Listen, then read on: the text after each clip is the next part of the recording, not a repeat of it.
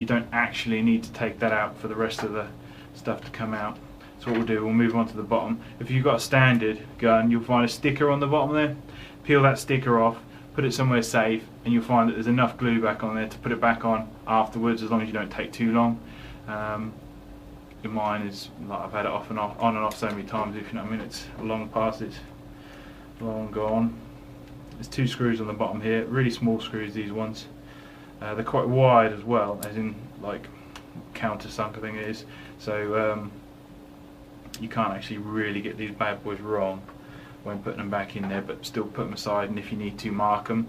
Then there's a little bar in the back handle here. What you do, just poke him out like so, put the bar alongside with the other ones, and then just pull the end cap off. Okay, that reveals the motor and the bottom of the gearbox. Then what we want to do is take the side panels off on the handle. So just take a screwdriver and just poke the inside like so. See the screwdriver come through. There's sticky pads on the inside there. Obviously it loses stickiness over time, but because of the shape of it, it actually clicks in place. So the stickiness isn't that necessary, but the because obviously the thing of it just clips it in place and pretty much holds it there, so you never find them dropping out on you or anything. Do the same with the other side, just poke them out. Then we're going to have 1 and 2. These are the pins that hold the gearbox in the right position. So they're quite tight ones, these bad boys. So what we want to do is we'll try that one, shall we? Just something with a flat end on it that we can kind of poke in there, and then just hammer these through slightly.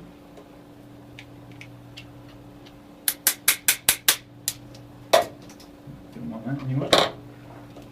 Alright, once they're sticking through, pliers, I like needle nose ones for this, and just pull them through. That's 1.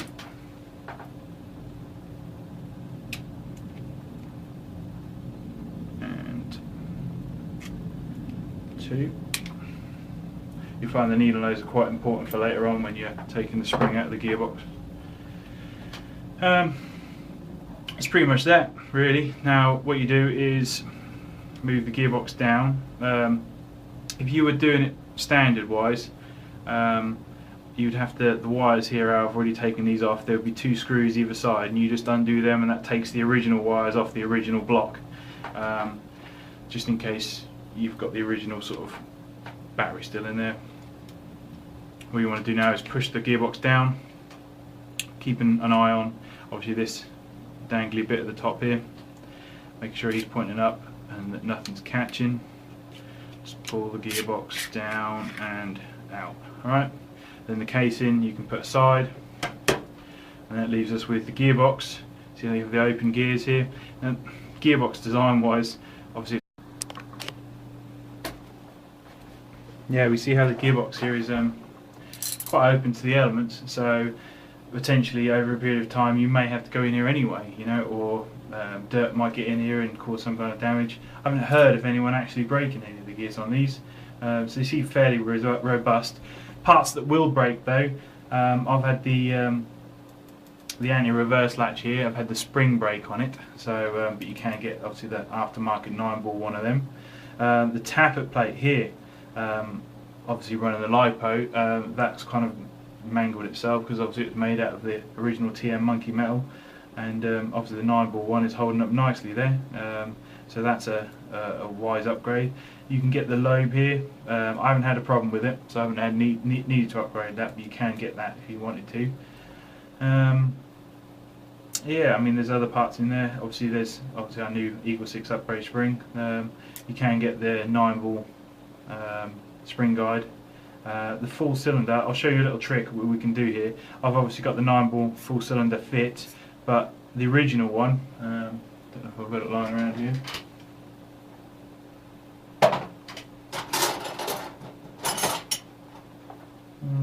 Not to hand.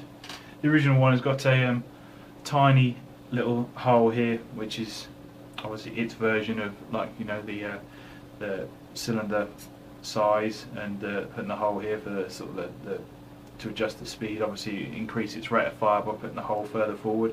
Obviously having a full cylinder, you're going to slightly slow the rate of fire because there's going to be more air, but the problem with these guns is obviously the amount of air that you're dealing with in here. I found that even though I tried making a larger spring that was much stronger than the current Eagle 6 one, it didn't actually increase the air the FPS any more than this current spring, so I didn't see any point in going with a higher diameter, therefore slower rate of fire, just because it's pretty much maxed out without increasing the amount of air that's inside this cylinder here. That is pretty much sort of 300 FPS is about the most you'll ever get out of this particular gearbox, unless we can find a way of either overboring this cylinder here and creating more air in there.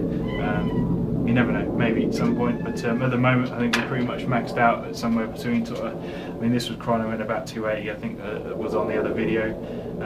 You know, it's hitting high points of sort of 300, you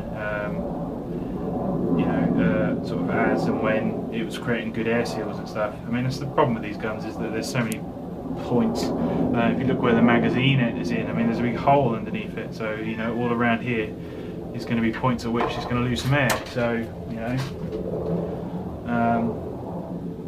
yeah, what we'll do, we'll get on though with taking this apart. I'll fit the bearings here and here and here and here. Pretty much, I mean the only thing you've got to sort of think about sometimes when you're closing up this gearbox is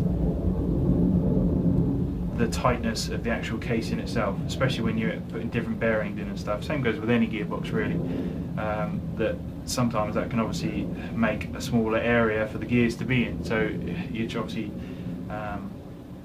that's where it comes, obviously decent shimming and stuff like that, but there's very little shimming in this gearbox anyway.